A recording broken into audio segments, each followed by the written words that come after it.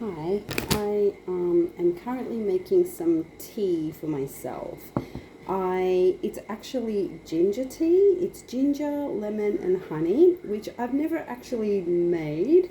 I know it's probably a really common tea that a lot of people make, especially those into, teas and their healing properties.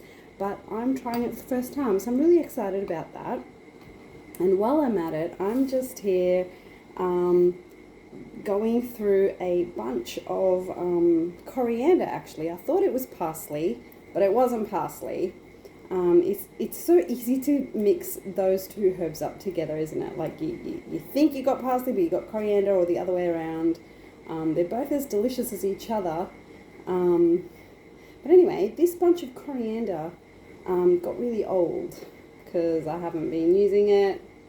I should have been chowing into it, adding it to my foods, and I haven't been, so it got a bit old. So what I'm doing is just going through the bunch, and this is so far what I've saved, so doing well, I guess, and I want to purposely, like normally what I do, being ADHD and all, is we get overwhelmed, right? Us peeps with ADHD, we get overwhelmed very easily. So we might see something like that in the fridge, something that's half dying, and go, don't know what to do.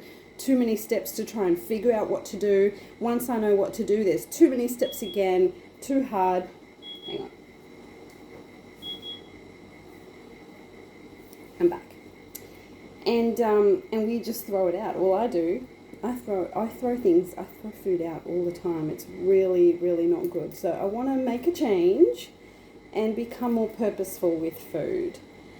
So I'm going through this bunch of coriander at the moment, just getting all the good, nice green, still live bits, and getting rid of these more drier, browny bits that just won't have any flavour left. I wonder about tea, because they dry out leaves to make tea leaves, but they don't leave them to dry in the fridge, so I figure that these are going to be good to use. But anyhow, I've been just going through the bunch, and I got thinking about how it says in the Bible that God is going to separate the wheat from the chaff. Like when it comes time to when Jesus returns, and then it comes time for God to welcome the people that actually love Him, and say goodbye to the people who don't love Him. Basically, that's really the bottom line, isn't it?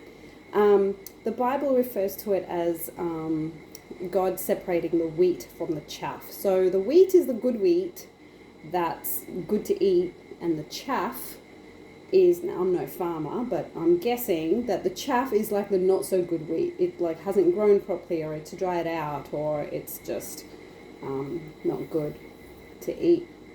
It's not useful. And I was thinking about this because I was brought up to believe in an almost very austere God.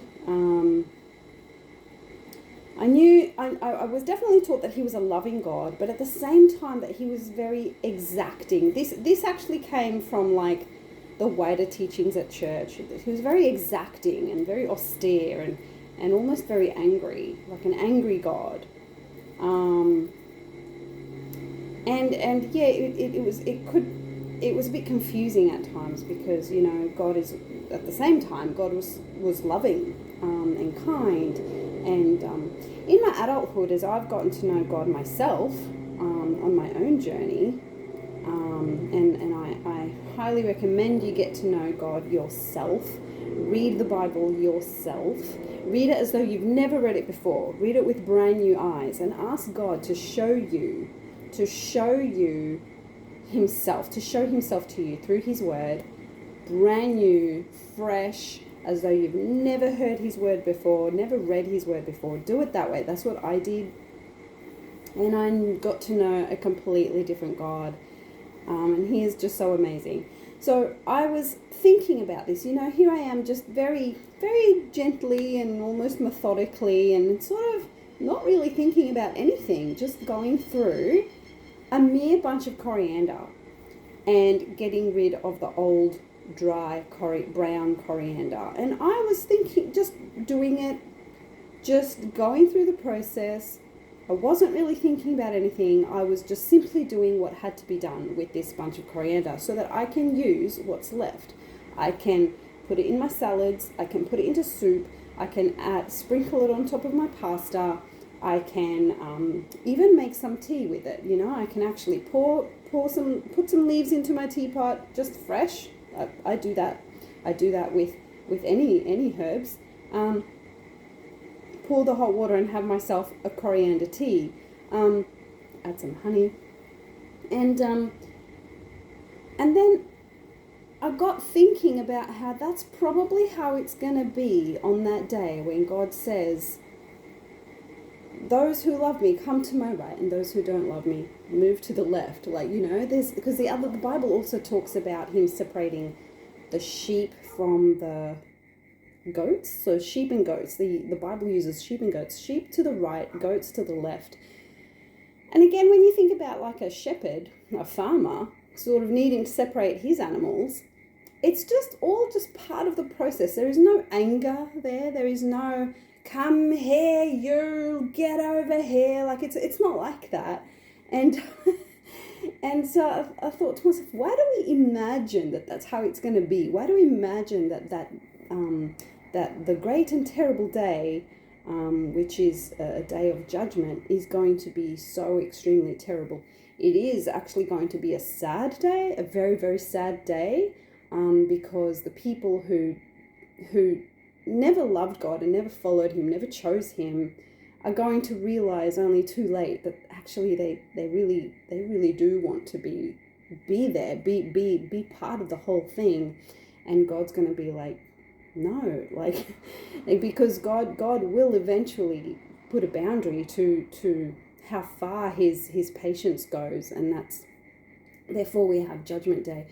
But it's gonna be, I think, for God as methodical and as straightforward and as process driven as it is, even for us, with simple things here on earth, with sheep or with a bunch of coriander. And I like the little lessons that God brings to me in these very simple moments of the day. He shows me, and that's how he taught. He taught through parables, and parables are stories. Parables are just stories, right? But the Jesus parables were stories that were based on real life. They were always examples based on real life, or based on what was popular at the time. And I feel like God continues to do that. Jesus continues to do that even in our daily lives. He'll bring about a little something when you're doing something, you're going about your day, and you suddenly have a thought, oh well, wonder if this is how God thinks, or here I am doing this, but this is, this exactly what's happened to me now. I was just quite simply separating the herbs from each other, and it made me realize this is just a process, and it's going to be a process, just a simple, straightforward process for God. He's not going to be angry.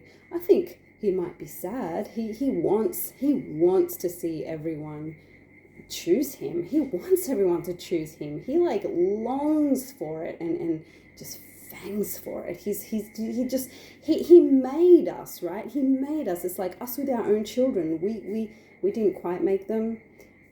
People say, oh, we made this child. You didn't, in my opinion. But we co-made them, right? With God. God made it happen for us, and now we have this child or children, for those who are very blessed, and we love on them so much. We don't want them to one day turn around and say, well, I don't want to talk to you anymore. Just go away. You're not ever going to see me again. That would be the worst thing to hear. And I think that for God, it's the same thing. He made all of us. He loves us like a father would love his child. because he made us. And so I very much imagine that on that day when he's just sort of separating, working out, okay, who's coming with me, who's not, he's also going to be very heartbroken. So in that sense, it is going to be a terrible day. And there will be, a lot of sadness and a lot of tears and distress. But it's not because we're going to have this angry God booming down at us. I don't believe. So I thought I'd share that because we need to know him as he is, we need to know him as he is. And that can give us courage. It can give us courage to be in relationship with him, to come and have a chat to him.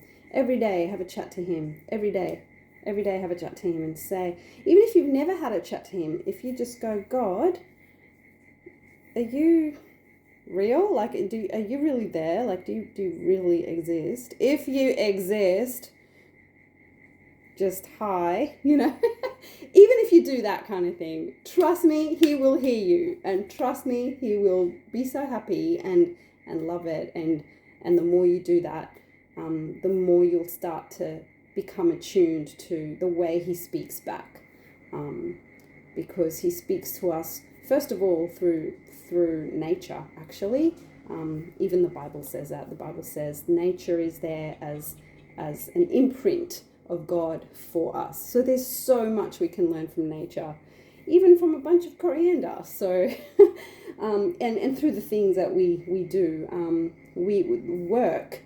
The act of working in anything that we work in, that's actually from God as well. And we can learn a lot through what we ourselves do as humans, because God made us to be so similar to him, like so similar that just the way we can be is actually can give us clues as to what God is like as well.